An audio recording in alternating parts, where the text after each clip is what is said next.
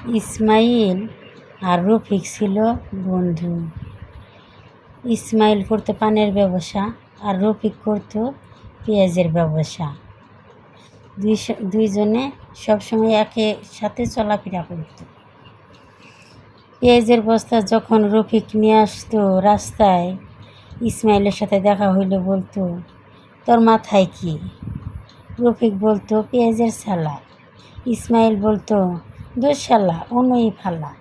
একদিন, 2 দিন, 3 দিন শুনতে শুনতে রফিক মনে মনে কয়, এ কি এর ব্যবসা করি?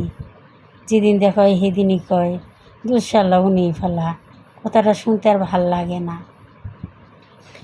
মনে মনে ভাবে, এই পেঁয়াজের ব্যবসা আমি আর করব না। তখন ওর বউর কাছে যেয়ে জিজ্ঞেস করে, আমি আর পেঁয়াজের ব্যবসা করতে চাই না। ওর বউ কয়, কেন তুমি পেঁয়াজের ব্যবসা করবা না? তখন রফিক বলে,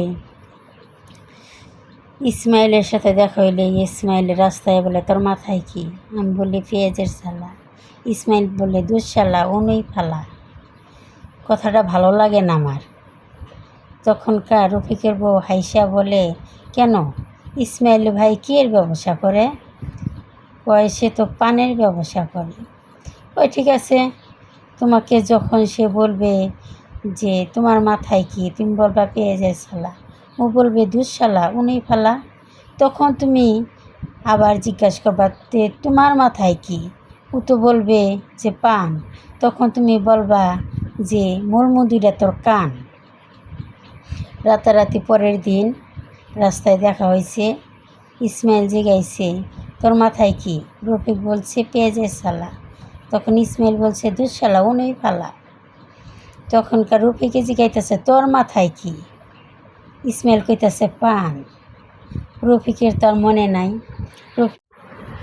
খুঁজে আর কিছু না পাইয়া বলে, তোর গোয়াদে দিলাম ঢেরুসা। তখন ইসমাইল বলে যে মিলল না তো। কই মিলল না?